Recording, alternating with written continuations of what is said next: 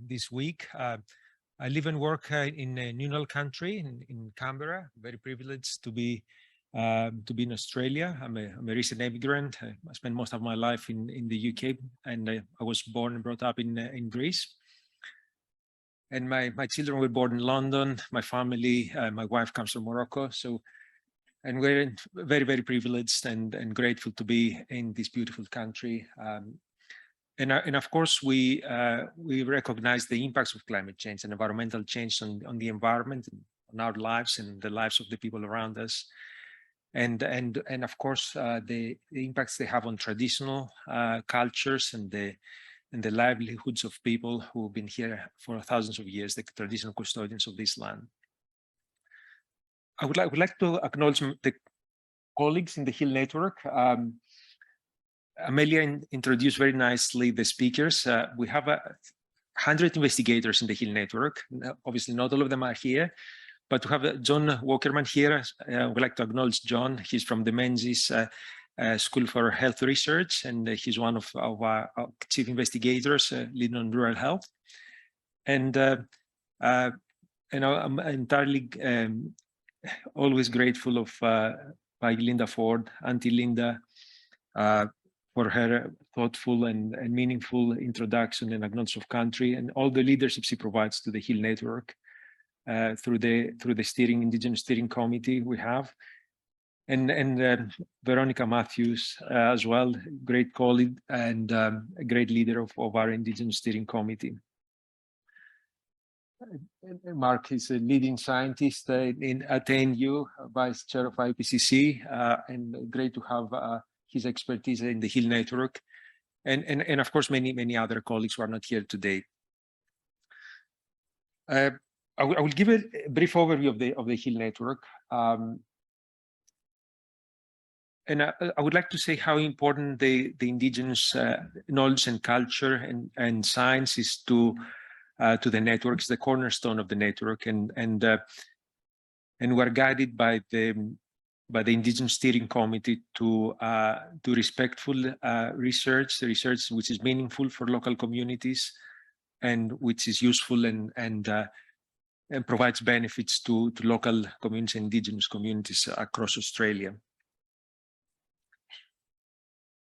This is an overview of the extreme events we experienced in recent years, and Australia is on the forefront of environmental change and climate change, and that includes extreme events like heat waves, extreme prolonged droughts, bushfires, which are fueled by the prolonged droughts and heat. But also in recent months, we experienced extreme floods, and colleagues Veronica and her team in Lismore were heavily affected. Many parts of Eastern Australia were affected by the recent floods. So we faced both extremes, extreme droughts and heat and bushfires, and at the same time, or different times of the year, in different regions, we have extreme floods. And climate change, we cannot entirely attribute specific single events to climate change, but climate change overall increases the risk of these events happening more frequently and having these events happen in a more intense way. And at this point, I would like to invite Mark to say a few words about, to give us his perspective about extreme events and how climate change may affect the frequency and intensity of extreme events. By the way, this is going to be a panel presentation, and we're going to improvise a little bit and talk to the slides, all of us. So it's going to be more interactive. And at the end, we'll take some questions from the audience as well. So, Mark, please. Sure. I'm not quite sure how long to do this, but just like a couple of minutes. Yeah. So I think you'd have to probably be sort of living in a cave, not to have heard about climate change and not to understand that there's a consequence in terms of warming associated with our emissions of greenhouse gases.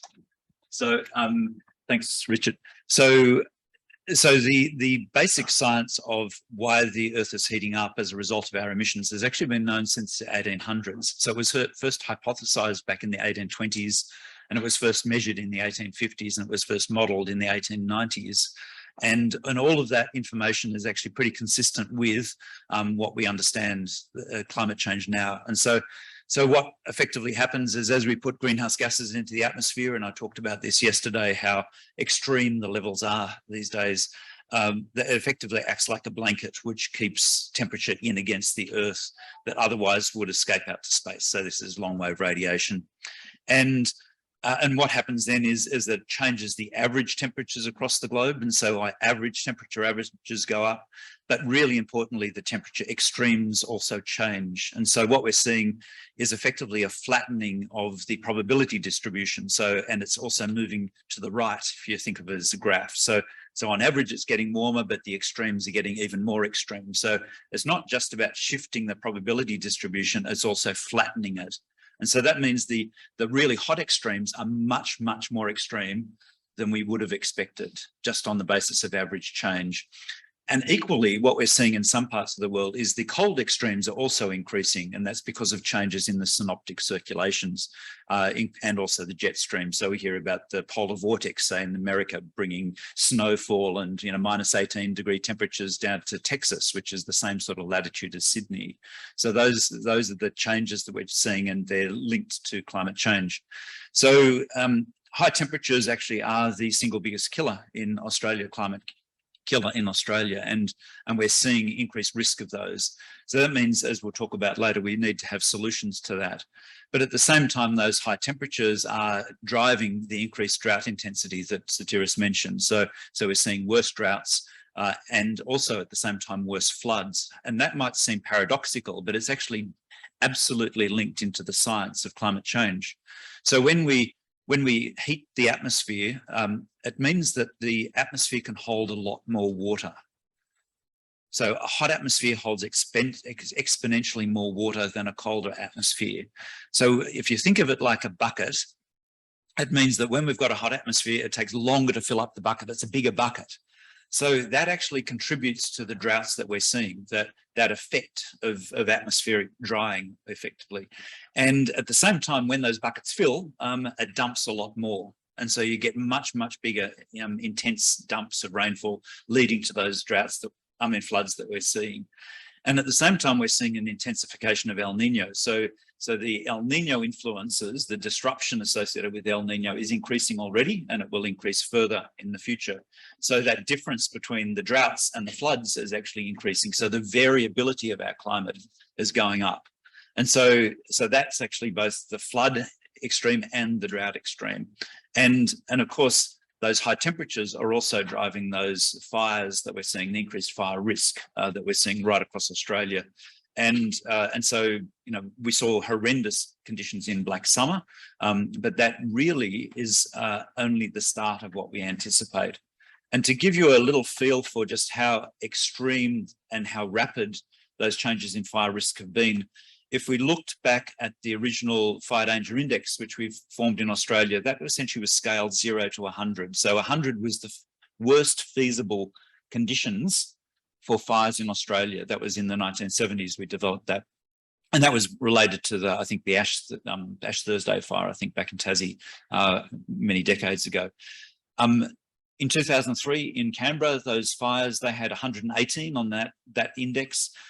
The Black Saturday fires back in 2009 were around about 180 on that index. And in that same year, there was an event which didn't cause the same degree of fires, which was 215 on that index. So that's an index which is scaled 0 to 100, 100 being worst case possible, and we're already exceeding 200 on that index. So that's the sort of rates of change that we're seeing, and we're only at 1.24 degrees on a trend basis above pre-industrial.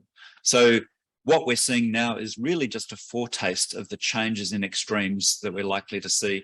And of course, that has a whole range of implications for human and other health of other systems, our environment, our plants, our animals, as well as people. So I'll just leave it there if that's the coverage you want. Mark. Yeah. That's a great overview. And sorry to be depressing. we'll come back to talk about solutions and then the flip side of the picture. Yeah. In words of two sentences, Mark, El Nino, you're hearing a lot about it right now on the TVs and everything. Just what is it, and what effect is this having on we're hearing a lot more of it right now, and just what effect is it having on us? Yeah. So El Nino and La Nina, they're the flip sides of the phenomena, is essentially a reversal of the trade winds across the Pacific and a movement of huge amounts of water across the Pacific. So typically in an El Nino, we see an immense amount of warm water coming across from the Americas, across the Pacific, and that generates more cyclones in the middle of the Pacific, but drier conditions over Australia. And it has global effects as well. In a La Nina, it's exactly the opposite. We get this huge tongue of cold water across the Pacific, piles up lots of warm water around the Philippines and Indonesia, and some of that flows around Australia, and that brings wetter conditions on average than we currently expect. And we're dealing with such massive amounts of water and such massive amounts of energy that these things hang around for a long time. So once they set in, there's persistence there. And that persistence gives us some degree of forecastability. So once it sets in, we know that it's going to be there for several months. Thank you. Yeah, and so that always has brought the land of droughts and flooding rains that Dorothea McKellar talked about. But the thing is that we're getting more droughted and more flooded because of that intensification we're seeing from El Nino as associated with climate change. Thank you. Well done. Thank you, Mark. So we have a few pictures here to highlight the human and impacts of these extreme events. So this looks like a war zone. It's actually from New South Wales, and the bushfires affected livelihoods. Had people dying in the fires, 34 people, but that was the tip of the iceberg, really. Many more people affected, 10 million people affected by the smoke in Eastern Australia, big city centers, and also the impacts on mental health are emerging now, and there are long-lasting and potentially affecting many more people than those who are directly affected by the fires. The same applies here to the recent floods in Lismore and Eastern Australia. Again, number of people perishing during the events, but many more people affected, communities, the economy, the impacts on mental health. And I would like to invite Veronica, who's obviously is leading research in our group, but also has lived experience living through these floods in recent months. Thanks, Sotiris. I've only been living on Bundjalung country in Lismore for about 5 years. And in that time, we've had 3 major floods that, if you listen to the media, will tell you that they're 1 in 100 or 1 in 500 year events. So that's in 5 years that we've had these intense floods.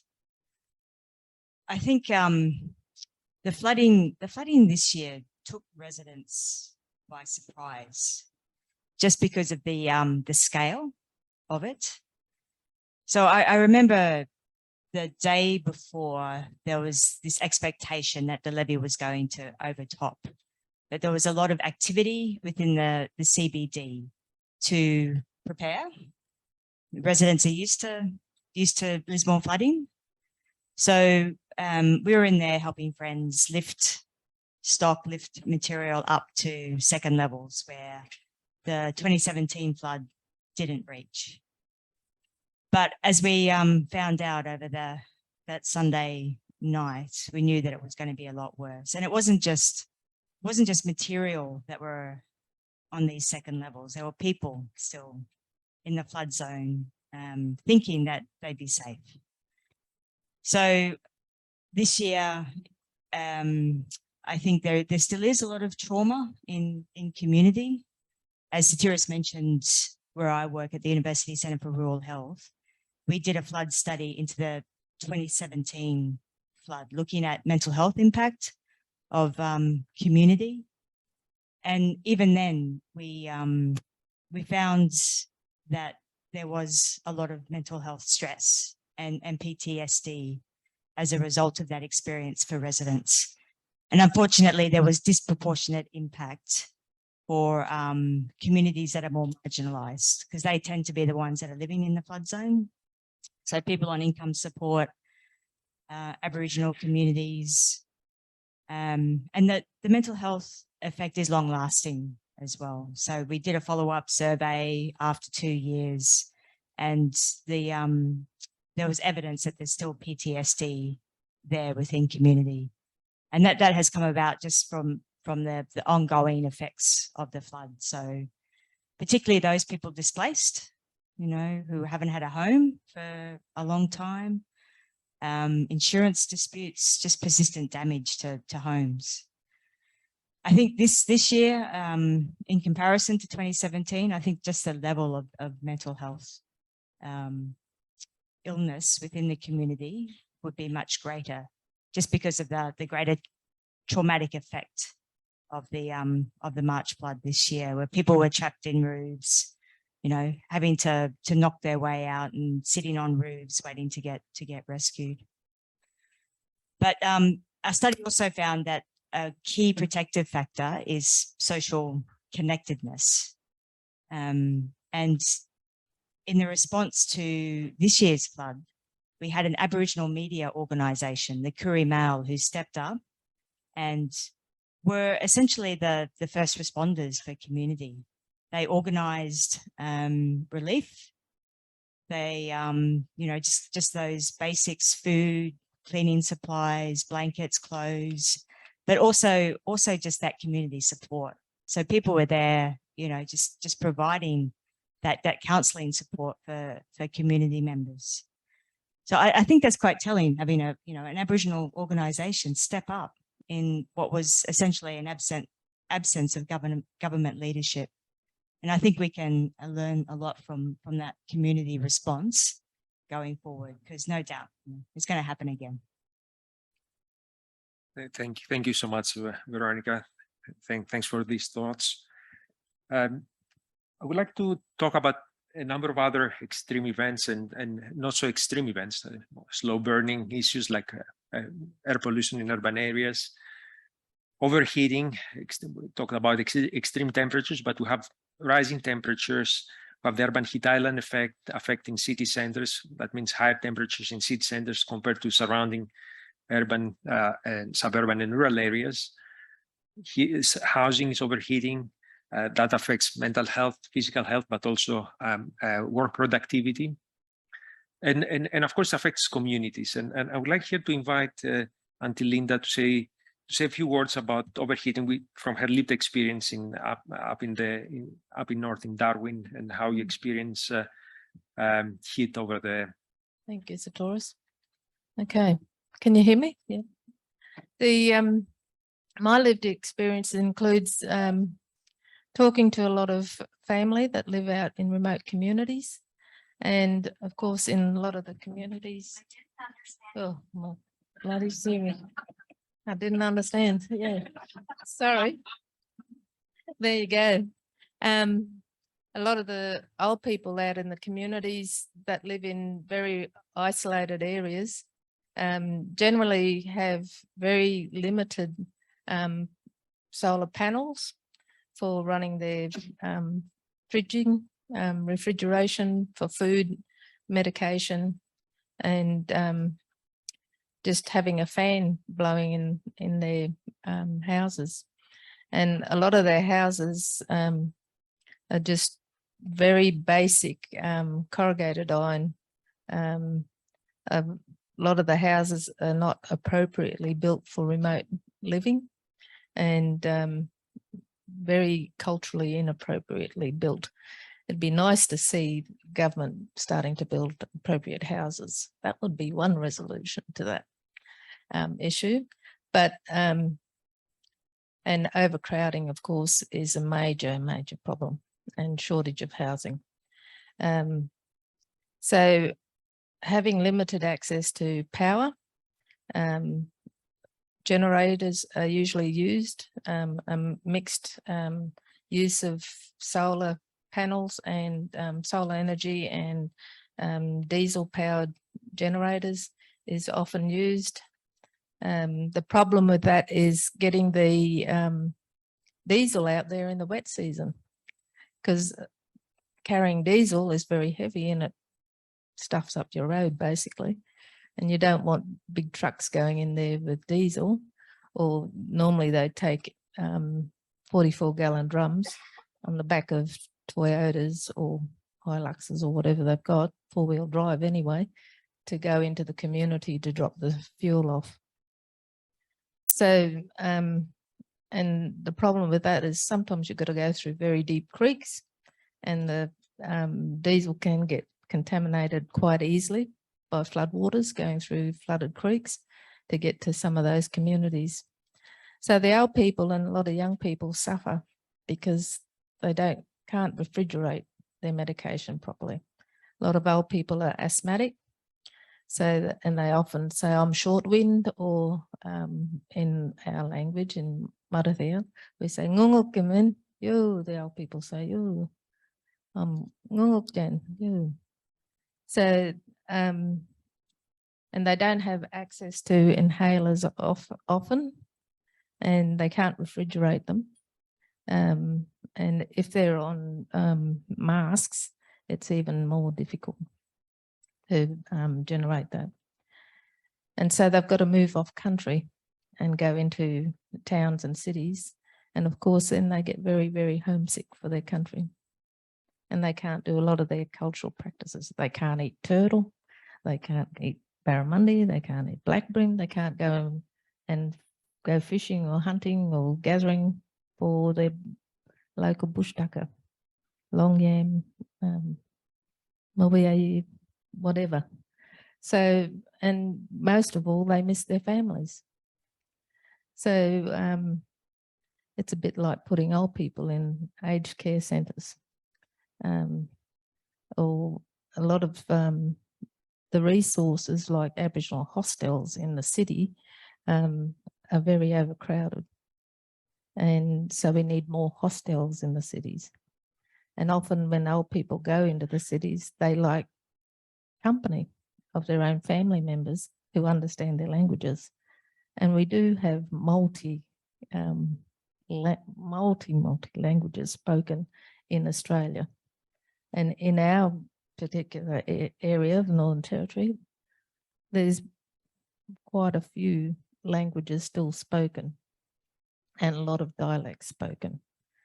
And like, I'm from the north, but I can't understand Aranta. So this morning I had to ask somebody, how do you say the word for Alice Springs? Can you say the word for Alice Springs? What? Bad way. But when you see it written, it doesn't look like that, does it? So the orthography is very different.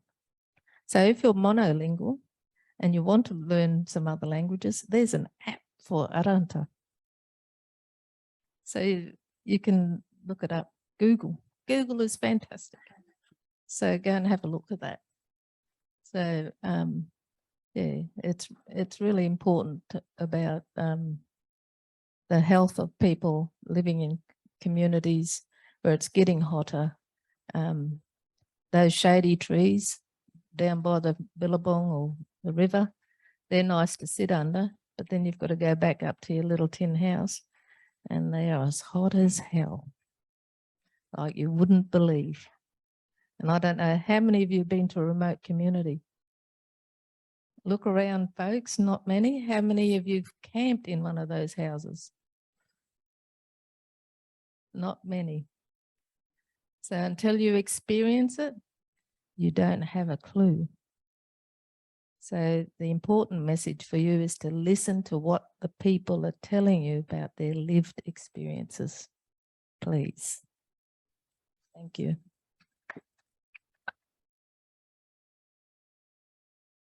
Thank you so much, Auntie Linda. Talking from your experiences, particularly meaningful. And we'll have a session this afternoon talking about clean energy and housing. So please stay with us in the afternoon. We'll expand on this discussion. So carry on with the environmental change and the effects on health. Just to highlight some other risk factors related to soil contamination, microplastic contamination. Some of that might be legacy from the mining industry, affecting the soil, affecting the waterways, and eventually having an impact on potential impact on human health in the communities exposed to these contaminants. I would like to talk briefly also about biosecurity, and climate change is affecting also the pattern and distribution of vectors like mosquitoes, and it can affect the pattern of vector-borne diseases like malaria, dengue, in parts of Australia, and we've seen that in the broader region, the Indo-Pacific region, change in the patterns of vector-borne diseases. And of course, it also affects the transmission of respiratory diseases, such as COVID, and we know that environmental change and climate change can affect our the patterns in which the patterns of our activity and the way we ventilate our houses and the way we move around and congregate. So it has potentially an impact on the transmission of infectious diseases, which needs to be taken into account. I will move on to discuss very briefly the interactions between the health services, health systems, and climate change. We need to be aware that the health sector itself is a polluter.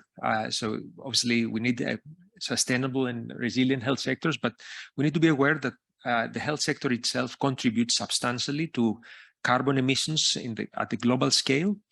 And if the global health sector were a country, it would be the fifth largest emitter in the planet.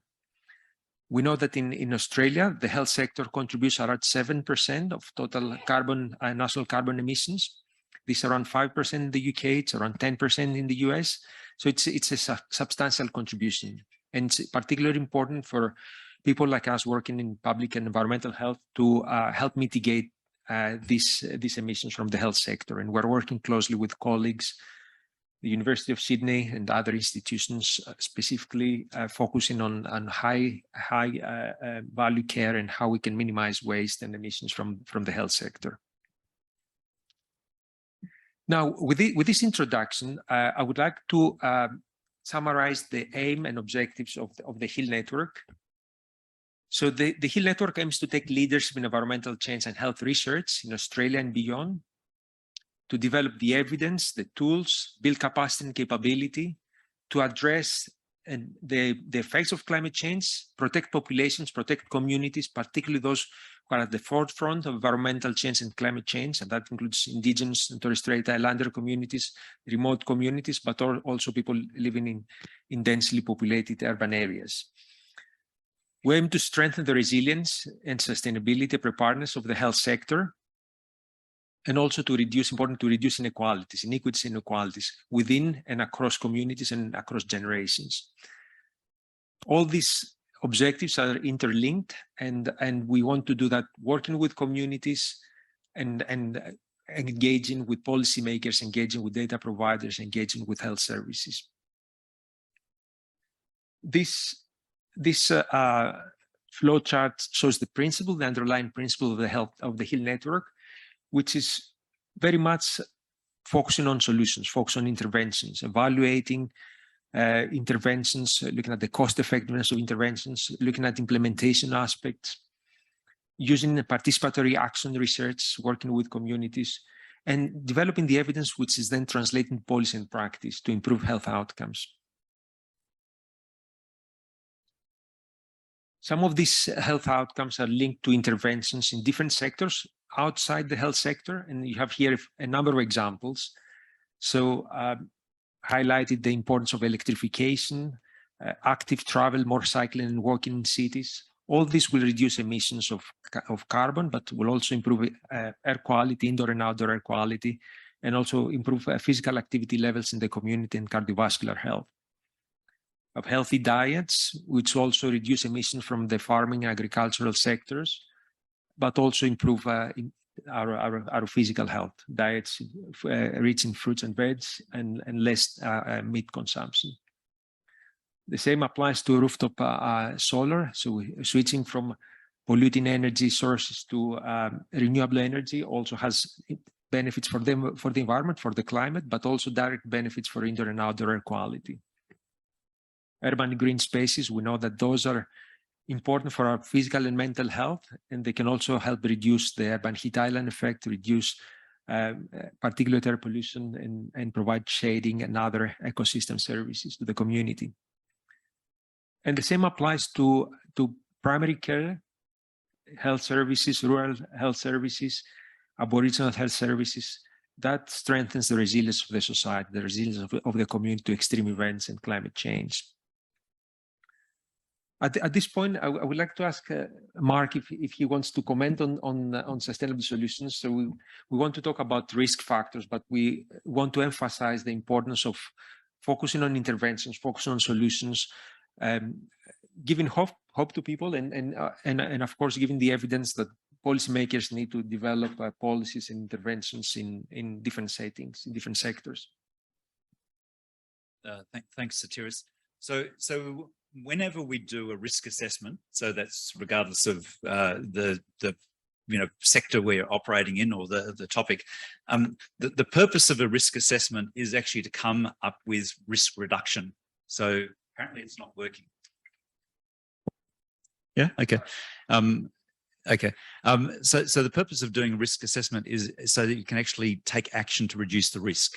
That's what you want to do. You want to come to the point of solutions, and that's why it's really important in the HEAL network that there is a solutions focus. And so it's the solutions to extreme heat that Linda was talking about, and how we can actually take our understanding of how to build climate appropriate buildings, because we do have that understanding, but how do we take it into practice? So what are the policy changes? What are the capacity changes needed in the building sector to do that? And then recording how that improves the lives of people and reduces the risk.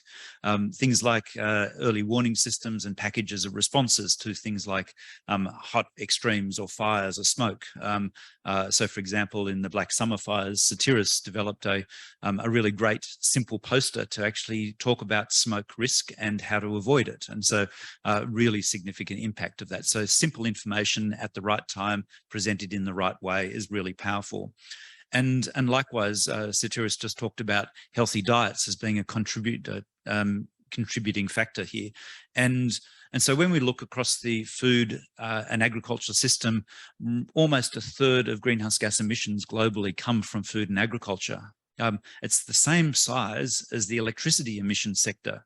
We hear an immense amount of policy and public dialogue on reducing emissions from our electricity system, going from coal to renewables. We don't hear the same sort of conversations about agriculture and food, and yet they're the same amount of greenhouse gas emissions. Huge mission there. But we actually know that, as Sotiris said, you can choose a diet which has a massively lower greenhouse gas footprint, which is actually healthier for you. It actually significantly reduces your risk of diabetes, cardiovascular disease, and cancer. And that's been known for quite some time. And it's often cheaper and just as enjoyable. You can eat really well with small or no amounts of meat in your diet. Just look at the Ottolenghi cookbook if you want to, as an example of that. So there are solutions, but we're often not implementing them at the rate or scale that are needed to manage the various issues, including climate change, that we're seeing. Fantastic. Thank you so much, Mark. So with this one, I would like to give you an overview of the landscape of the HEAL network. It's a very large organization, very large network of organizations. You can see here that we have around 30 organizations from all states and territories. Many of those are university partners, but we also have engagement and partnerships with health authorities in all states and territories, and also environmental protection agencies. Importantly, we have engaged with many non-governmental organizations, peak bodies, Aboriginal, Torres Strait Islander organizations. And you can see here the beautiful ecosystem of organizations which have been involved in one way or the other in the HEAL network, in developing the network, and in the consultation process. And this is, of course, an ongoing process. You can see policy decision makers from all states and territories, data providers. Importantly, we need their data, Indigenous organizations, and health sector organizations. And of course, these are reciprocal relationships with all these institutions. We want to empower and enable them to to work across sectors, across jurisdictional boundaries, and develop evidence that will underpin policy and practice. What we can also see on this map is the governance structure of the Hill network. So what you see here, slightly confusing with two screens, but I will point on this screen. You can see the National Implementation Center of the Hill network at the Australian National University.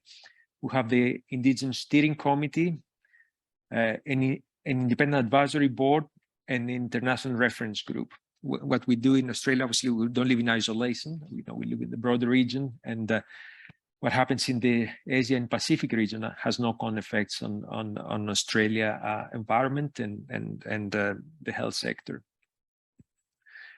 Importantly, what you can see here is the regional hubs. So the Hill network is very much decentralized. We have hubs in all states and territories, and we have communities of practice which bring together policymakers, researchers, local communities, stakeholders, businesses to work together on the risk factors, but also importantly on the solutions for improving the environment and improving health and well-being for the local communities.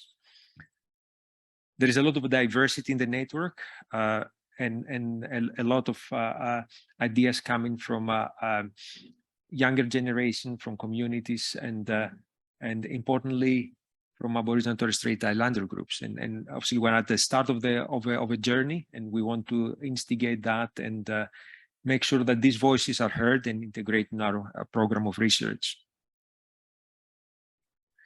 Now, I will give you a very quick overview of the program of work, of the theory of change, if you want, of the Hill network, starting from the fundamental enablers of the network, which include the governance structure, which is very democratic and equitable, the interdisciplinary nature of the network, and you can tell from the people here, but there are 100 investigators from 30 institutions covering a very wide range of topics and disciplines. The Aboriginal and Torres Strait Islander knowledge and wisdom and practice, which is the cornerstone of the network. The health system and research and practice, the focus on solutions, the engagement with stakeholders, and also the importance of integrating data and science and modeling with traditional knowledge and wisdom. At this point, I would like to invite Auntie Linda to say a few words about the enablers of the network, because she has a unique perspective to that. And thank you, Sotiris. Is that right? Is it working? Yes. I'm always unsure about these microphones. The enablers for Indigenous and Aboriginal and Torres Strait Islander people is our knowledge and our knowledge base and our experiences of living on country and caring for country. It's been going on for hundreds of thousands of years. And the songs and dance and performances almost central, not almost, they are central to our identity and the way we act and know and understand how we engage and connect with our country. So in all of those things, we look to our elders to give us guidance and to teach us how to engage properly. So there are a number of guidelines of how they set out doing that. And as our tour guide showed us when we went to visit Simpson Gap yesterday, I was a bit windy and cautious about going out to that Simpson's Gap because it's not my country, and rocks for me are very significant, and that's what I've been taught. And when I looked at that, at the hills around here in this country, I always get a bit uncertain unless there's a traditional owner there to guide me. And it was nice having the range of being a local Indigenous man. I got there a bit late, so I missed his name. Greg, thank you. Hey, Doug, you gave me the wrong bloody name. Doug, was there, so I felt a lot more comfortable in walking into the gap. So for me, that having his presence there meant that I could go there, and being a male even made me feel much more comfortable having him there, because rocks, the big rocks, are usually associated with men's business. So, but at the same time, I felt comfortable because there was a lot of water there, spring water, which is to do with women's business. There wasn't any Aboriginal Arunta women there, but knowing that as part of my upbringing in my own Marranunggu culture, I felt quite comfortable going there and walking on that sandy creek bed. So there's some of the things about understanding simple protocols about where you can go and where you cannot go as an Aboriginal person. A lot of people come up to my country and go to Litchfield Park. Who's been to Litchfield Park? Who's been to Litchfield Park? Many of you. Right. Wongai Falls Wongai is the name of another location which is further downstream of the Reynolds River. And but our traditional name for that place is Nunjur, and it's quite significant for us as women. My mother was the last one to have the women's ceremony there many years ago. And it was only for women, but a lot of men go there. And so my mother said, Kipinja, leave them. That means leave them. White men are going to do what they're going to do anyway. But those that understand our protocols, they'll understand that they should go and see a traditional owner to go to that country and find out where the right places are that they can go. So that rule applies to my research work.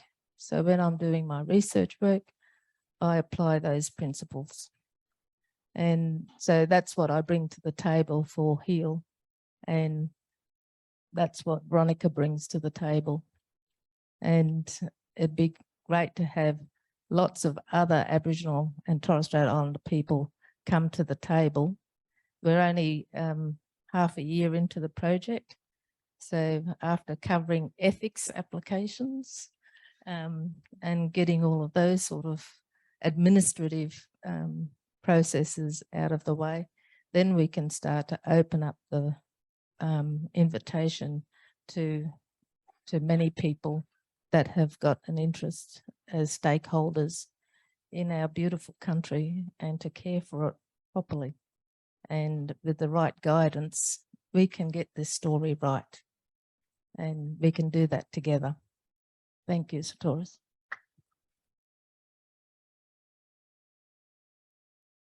Thanks so much, Auntie Linda. And of course, as Auntie mentioned, the HEAL network is an open network. It's a dynamic, open network, and we'll invite colleagues, friends, communities to join us. And we still need to work out the mechanics of doing that, but we'll certainly welcome everybody who's interested in this area of work, who's passionate about this area of work, to join us.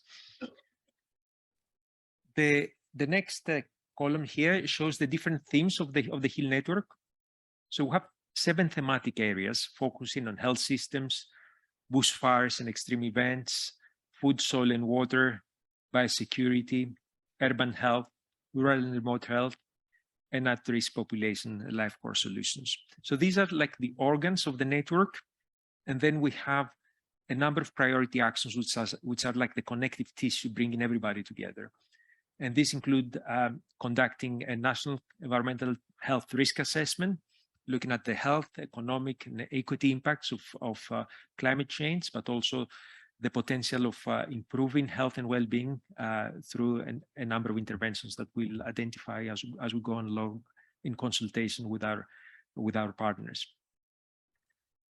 The The Hill Observatory is a knowledge action hub, bringing together a lot of the information which is going to be developed by the Hill Network, but also by other organizations and networks in an online hub accessible by everybody, really. We'll pilot and support the Sustainable Health Unit to work in the health sector, improving the resilience, sustainability of the health sector and reducing the carbon footprint. And we also have a priority action around story data, and Veronica is leading a project which has been separately funded by the ARC Discovery, Indigenous Discovery Program on healing country, and she will be talking about that in a moment. So these are the actions, and as we highlighted and stressed, the purpose is not to develop research for research's sake. It's to have impact, to translate research into policy and practice, and improve health outcomes, improve health equity, and strengthen the resilience of our communities, and strengthen Aboriginal and Torres Strait Islander communities and researchers. The overarching themes of the network are on the top: Indigenous knowledge, data and decision support, and science communication. Some examples of the work we've been doing is the response to the Black Summer fires. So that was before the Hill Network was formally established, and the fact sheets we developed at that time. So rapid research to address emergencies, health emergencies, environmental emergencies. This is in the core of the network. Similarly, we published an article during the floods, just after the floods, with Veronica and the team, and developed a framework for improving the building resilience in communities to flood disasters. Again, very rapid research, very rapid publication, and we try to communicate and engage with policymakers to make sure that these messages are taken on board. Veronica will talk about this piece of work. Again, one of the flagships, one of the early outputs of the network, the report on climate change and Aboriginal and Torres Strait Islander health, commissioned by the Loicha Institute and carried out in collaboration by the Hill Network and the CRC Strait, which is led by Veronica and Chris and a range of other colleagues involved in this very important report. And a more recent example is the report by the Dibley Institute focusing on the decarbonization of health services. So that's again a collaboration between the Hill Network and the Australian Healthcare and Hospital Association. And you can see here some of the key messages about reducing the carbon footprint, working with clinicians, working with health services to improve the resilience of the sector, improve the data, improve monitoring, improving the recording of this information, and looking for specific solutions to reduce waste, reduce low value care, and focus on more sustainable healthcare delivery patterns. And finally, I would like to highlight our next conference. So we had a very successful inaugural conference in 2021. And we have our next conference in November. You see here the dates. The website is live. Please register. We keep the registrations free for everybody to encourage communities, encourage students, encourage everybody to engage with the network. Please submit your abstracts, poster presentations, community projects. We have a number of awards for participants, for communities, for Aboriginal and Torres Strait Islander researchers. We'd love to hear from you and spread the voice, spread the word of the Hill Network. You see here the constellation of the organizations involved in the network. Very grateful to everybody. As I said, very equitable governance structure, and a very open one, and where we welcome everybody to get in touch with us and engage with the network. Here's my email address. Please send me a message. Please come and talk to us. Veronica, Auntie Linda, Mark, and Amelia, Chris, everybody is very welcome to engage with the network. Thank you very much. Thanks for your attention, and importantly, thank you to to Melbourne Climate Futures and Anne-Marie and the team for having us here today. It's a really great opportunity to be here and present the Hill Network in this so meaningful place and event. Thank you very much.